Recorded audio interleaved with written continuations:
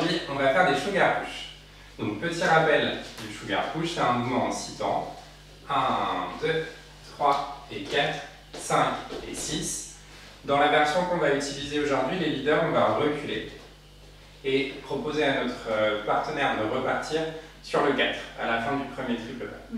Ce qui, du coup, fait faire pour les follow un front step, donc au lieu du rock step, systématiquement, comme le leader recule, on va avancer. Voilà. Et donc la première variation, là. Pour les follow, donc on va faire une variation qui va être à cheval sur 2 fois 6 temps, donc sur 2 sugar push. Notre rythme normal, c'est donc 1, 2, 3 et 4, 5 et 6, 1, 2, 3 et 4, 5 et 6. Et on va transformer ces 2 fois 6 temps. 1, 2, 3 et 4, 5, 6, 1 et 2, 3 et 4, 5, 6, 1 et 2, 3 et 4. Donc sur le 5, on vient poser la jambe gauche au sol en même temps qu'on fait donc, ce qu'on appelle un cocktail qui va durer jusqu'à 6. Donc le trajet de la hanche va aller derrière, puis devant, sur le 5, 6. Et ensuite, on va faire un kick ball change sur le 1 et 2. Et ensuite, on reprend notre triple pas sur le 3 et 4, etc. etc. Si on le fait ensemble. 1, 2, 3 et 4, 5, 6, 1 et 2, 3 et 4, 5, 6. Attention, pour conserver votre équilibre et pas basculer vers l'avant quand votre leader recule, compensez en envoyant vos hanches vers l'arrière, donc en venant s'asseoir en fait, sur le 5, 6. On le remonte une dernière fois. 1, 2, 3 et 4, 5, 6, 1 et 2, je relâche. Pour revenir vers le leader.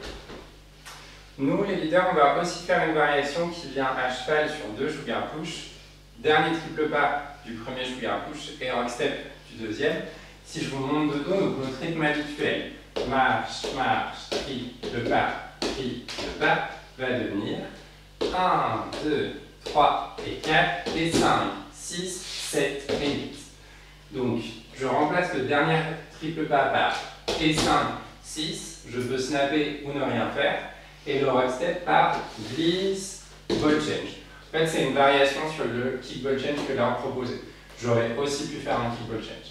Si on le fait ensemble, 1, 2, 3 et 4 et 5, 6, 7 et 8, 1, et voilà pour notre variation. Après ces variations rythmiques, on a fait un mouvement qui est guidé et qui est en fait inspiré par les follow. Lorsque Laure va faire un swivel, à la fin du sugar push, en fait moi je sens la préparation de Laure vers sa gauche et du coup je vais utiliser cette préparation pour lui proposer de croiser sur le 1 et sur le 2. Donc je vais vers ma droite, vers ma gauche et ensuite on reprend notre sugar push. Moi vous voyez que je continue à reculer et je croise aussi. Par contre, comme Laure fait moins de chemin lorsqu'elle croise, je vais m'adapter. Donc moi je vais me déplacer un peu moins en arrière et je vais avoir tendance à avancer un peu plus sur mon triple pas pour garder la sensation du sugar push. Si on le refait ensemble, 1, 2, 3 et 4, 5 et 6, 1, 2, 3 et 4, 5 et 6. Et vous voyez, pour gagner un peu de distance, en fait, je tourne mes épaules et du coup, on les tourne tous les deux. Voilà. Est-ce que tu veux rajouter quelque chose sur ce mouvement? Non, pour les follow, en fait, vraiment, ce qui va guider le mouvement, c'est le poids de votre leader qui va se déplacer. Donc, ne pas hésiter à juste poser votre pied là où on vous entraîne. Et c'est ça qui va donner le twist. Bien attention à le suivre, à ne pas juste le faire parce que vous reproduisez la séquence. Voilà. Et voilà pour cette variation sur les sugar push.